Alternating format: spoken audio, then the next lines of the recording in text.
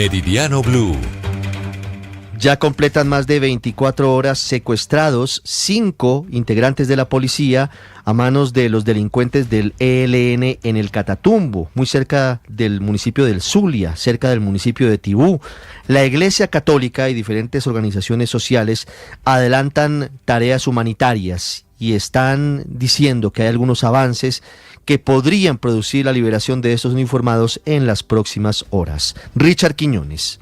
Las autoridades continúan sin pistas sobre el paradero de los 5 policías secuestrados en la zona del Catatumbo en norte de Santander. En las últimas horas, una comisión humanitaria avanza en Tibú en diálogos con el ELN con el objetivo de lograr la pronta liberación de los uniformados. Mientras avanzan las gestiones, la Policía Nacional ofreció una recompensa de hasta 200 millones de pesos por información que permita el regreso a la libertad de los jóvenes. La comisión está integrada por la Iglesia Católica, Naciones Unidas, la Defensoría del Pueblo y las autoridades del Departamento de Norte de Santander, quienes piden garantías en medio de los combates que se registran en la región. Desde la Fundación también Mujeres Verde Oliva, que son madres y esposas de policías que han sido asesinados o también han quedado en medio de la violencia en la zona del Catatumbo, están pidiendo la pronta libertad de esos jóvenes. Los patrulleros José Ricardo Carrillo, Carlos Eduardo Barrera, Edwin Fabián Manosalva, Ramón Alberto Coronel y Daniel de Jesús Granada siguen aún en cautiverio.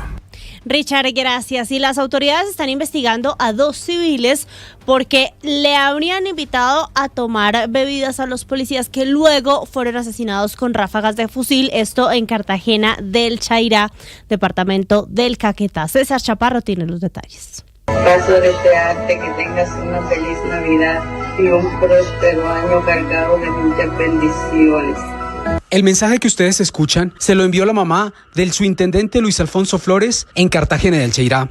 La grabación es del 24 de diciembre del año 2024 y así le respondió su hijo a los periodistas que lo entrevistaron en ese momento. Muchísimas gracias, mi madre querida, de las personas que me adoro en esta vida, y encontrarme lejos de ella es muy duro. El subintendente Luis Alfonso Flores fue uno de los uniformados asesinados en Cartagena del Chairá, Caquetá.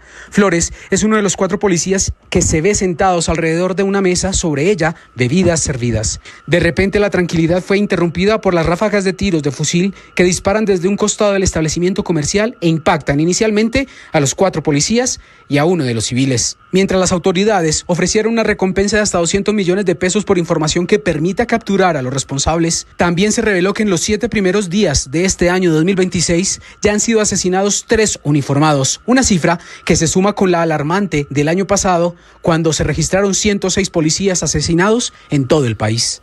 Hoy el ministro de Defensa Pedro Sánchez habló con Noticias Caracol y confirmó que los responsables de este asesinato de 2 policías fueron las disidencias de alias Calarcá, las mismas que siguen en un supuesto diálogo con el gobierno, las mismas que tienen beneficios, entre ellos zonas de ubicación por parte del Ejecutivo Nacional.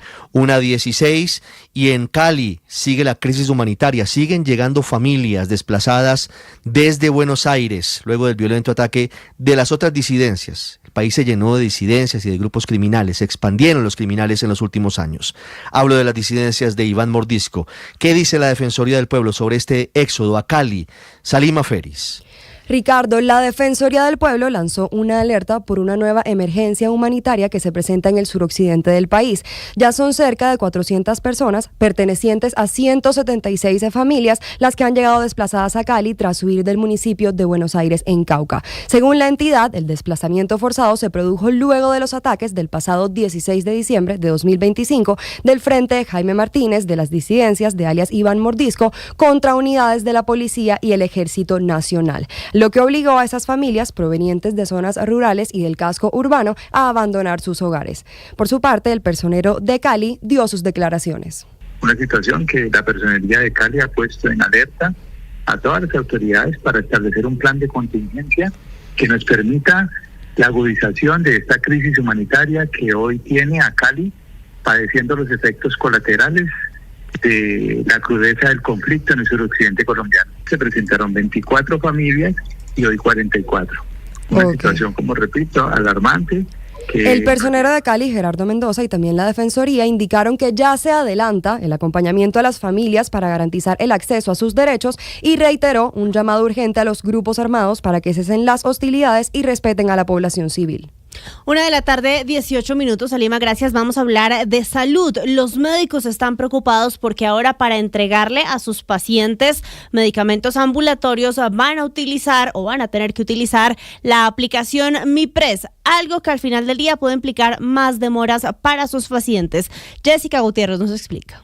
Sociedades científicas expresaron su rechazo a la circular 044 del 2025 expedida por el Ministerio de Salud y Protección Social al considerar que la obligatoriedad del uso del MiPres para la prescripción de medicamentos ambulatorios financiados por la Unidad de Pago por Capitación puede generar mayores demoras en el proceso de atención y entrega de tratamientos a los pacientes. Agamenón Quintero, presidente de esta asociación, indicó que la prescripción de medicamentos es una función clínica que corresponde directamente al médico tratante. Porque hay más tiempo de que el médico va a perder a hacer MiPres por cada medicamento que haya, sobre todo si son medicamentos del común, del día a día, como hipertensivo, antihipertensivo, esas cosas. Entonces va a atrasar más y no le van a entregar nada porque eso no es para eso. Y es que también señalaron que la entrega de medicamentos es responsabilidad de los operadores definidos por cada una de las EPS y que el uso obligatorio del MiPres no soluciona los problemas asociados al suministro. En ese sentido, afirmaron que las dificultades en la entrega están relacionadas con procesos administrativos y financieros del sistema de salud. Y hablamos ahora de la queja de la Cámara Colombiana de la Infraestructura por el cobro de peajes ilegales en algunas vías del país. El caso más reciente y el caso puntual se produce en la vía entre Cartagena y Barranquilla. Laura Olarte. Ricardo, buenas tardes. Así es, el presidente de la Cámara Colombiana de Infraestructura, Juan Martín Caicedo, rechazó de manera contundente estos cobros ilegales que se presentan en el peaje de Sabana Grande en el corredor vial de Cartagena a Barranquilla. El presidente del gremio también señaló que estos cobros podrían constituir un delito de captación ilegal de recursos públicos. Por esta razón, hizo un llamado a la Fiscalía General de la Nación a adelantar todas las investigaciones que se requieran para esclarecer quiénes son los responsables de estos hechos. Escuchemos lo que dijo el presidente de la Cámara Colombiana de Infraestructura. Dichas actividades inadmisibles, valga recalcarlo, cobran mayor gravedad si se tiene en cuenta que dentro del contexto de finalización anticipada del contrato de concesión del mencionado corredor, se genera la imposibilidad de operar con normalidad. Además, tacha estas acciones como inadmisibles y advirtió que no se trata de un hecho aislado, ya que en situaciones similares también se han registrado estos cobros ilegales en los corredores viales del Caribe, afectando directamente la seguridad y, por supuesto, también la tranquilidad de los usuarios y viajeros. Vamos a hablar ahora de las elecciones, porque si usted cambió de residencia, tenga en cuenta que mañana se acaba el plazo para actualizar su lugar de votación y no quedarse por fuera de las elecciones de este 2026. Juan David Ríos.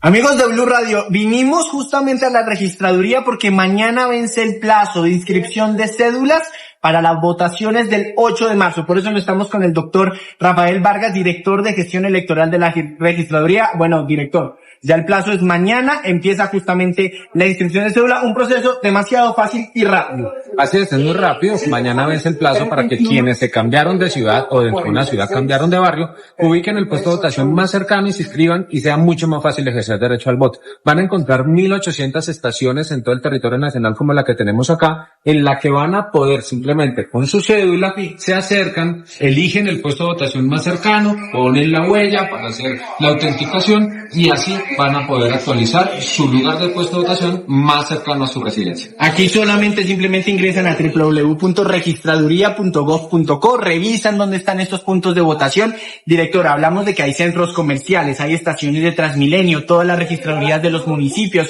O sea, el plan es ir a inscribir sus cédulas y cambiar el lugar de votación. El lugar de residencia, efectivamente. Como les decía, más de 1.800 estaciones habilitadas en las registradurías, en los centros comerciales y en campañas móviles de alta, donde hay alta afluencia que lo estamos haciendo. Consulten en la página web de la registraduría, www.registraduría.gov.co. 1:22 y en deportes, el abrebocas a esta hora. Octavio, buenas tardes. No tiene un nombre distinto que el de Radamel Falcao García. Yo sé que usted me tiene el menú de los partidos que se juegan a esta hora en Europa, pero sin duda la noticia deportiva hoy en Colombia es el anuncio de Millonarios del regreso del Tigre el último baile del Tigre Falcao con el equipo de Bogotá, con el equipo albiazul. Exactamente, Richie, con las buenas tardes y el saludo para todos. Claramente hablaremos de eso porque el mundo deportivo en Colombia desde ayer estaba pendiente de la resolución final de Millonarios, luego de que habían colocado en su cuenta de Twitter el primer avance de lo que sería el último baile entre Millonarios y el delantero colombiano. Hablaremos de eso, también de los movimientos que hay alrededor de otros clubes como el América de Cali, que confirmó la llegada de un nuevo arquero, y por supuesto de lo que va a ser la jornada del día de hoy, jornada larguísima de la Premier League, Supercopa de España, juega el Barcelona, están jugando equipos en el fútbol italiano, hay colombianos en el medio, así que todo esto lo conversaremos en minutos acá en los deportes en Meridiano Blue.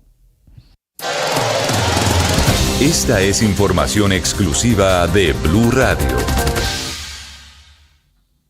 1:24. Hace algunas semanas hubo un trágico accidente en la avenida Mutis, en el occidente de Bogotá, en la calle 63, cerca del aeropuerto, causado por un hombre que conducía en aparente estado de embriaguez. Mató a 2 personas. La investigación avanza y hemos conocido en primicia, Kalila Peña, que el responsable de este accidente habría huido de Colombia. ¿Qué novedades tenemos sobre este episodio? Sí, señor. Mire, Rubén Romero, conductor del vehículo involucrado en el siniestro en el que fallecieron 2 personas, entre ellas la motociclista Viviana Marcela Suárez, habría abandonado el país pocas horas después de los hechos. En paralelo, la Fiscalía General de la Nación ya adelantó una audiencia de control previo que permitiría eventualmente avanzar en la localización y vinculación formal del conductor. Habla el abogado Juan Manuel Castellanos, representante legal de la familia Suárez y Sasa. Se tendrá que vincular formalmente a este señor, al señor Rubén Romero Castillo. Tenemos información que evidentemente esta persona ya salió del país desde unas horas posteriores a los hechos. Sin embargo, pues esto no es óbice para que no se pueda juzgar, no se pueda judicializar en Colombia. Evidentemente sí se puede judicializar y en su momento, pues, ¿por qué no solicitar una orden de captura? Y es que la Fiscalía sustentó la imputación contra Edwin Delgado, dueño del vehículo, señalando que la presunta responsabilidad estaría asociada a una omisión por no haber evitado que Rubén Romero condujera el vehículo. Para el ente acusador, el conductor se encontraba en estado de alicoramiento tras departir con los mismos pasajeros. Sin embargo, la defensa de Delgado, en cabeza del abogado Jimmy Erazo, rechazó esta imputación. Que simplemente es ser pasajero de un vehículo y entregar las llaves para evitar cualquier tipo de circunstancias, accidentes, precisamente lo hizo por ese motivo. No se adecua a ningún tipo penal y es abiertamente atípica. Según la versión de la defensa, el conductor fue contratado para regresarlos en el mismo vehículo a su casa. Finalmente, se confirmó que la segunda pasajera no fue vinculada a este caso. Kalila, gracias. ¿Ustedes se acuerdan de la polémica por la parranda vallenata en Nicaragua en la que reapareció el prófugo de la justicia Carlos Ramón González? Pues bien, resulta que la Cancillería no lo va a retirar de su cargo, simplemente lo van a trasladar a otro país. Catherine Ávila. Reubicar un funcionario en el exterior le cuesta a la Cancillería alrededor de $10,000 en viáticos, más el costo de los tiquetes al país de destino, y teniendo en cuenta que durante el proceso de traslado se les mantiene el sueldo de su cargo, que en el caso de Óscar Muñoz es de $8,500 al mes. Óscar Muñoz era hasta hace poco encargado de negocios de Colombia en Nicaragua. Su nombre fue conocido porque gestionó la renovación de la residencia en ese país para Carlos Ramón González, exdirector de la DNI, señalado como el cerebro del entramado de corrupción de la Unidad Nacional de Gestión del Riesgo y quien hoy está prófugo de la justicia colombiana. Muñoz volvió a sonar porque en diciembre del año pasado pidió recursos a la Cancillería para una parranda vallenata que se realizó en el Teatro Rubén Darío de Nicaragua, a la que asistió Carlos Ramón González, a quien se le vio bailando animadamente junto a funcionarios de la embajada. Aunque el ministerio le negó el dinero, la fiesta se hizo. Por esos motivos, el presidente Gustavo Petro ordenó retirar a los funcionarios involucrados. Sin embargo, la Cancillería informó que mientras avanzan las investigaciones disciplinarias contra Muñoz, este sería reubicado y no expulsado. Blue Radio conoció que su destino es la Embajada de Colombia en Guyana, que fue abierta por el gobierno Petro y está liderada por el embajador sanandresano Graven Livingston Forbes. En este momento, la embajada de ese país necesita personal y ahí entraría Muñoz. Podría ocupar el cargo de primer secretario que tenía Nicaragua o asumir un rol del mismo rango. Todo esto a pesar de los cuestionamientos en su contra.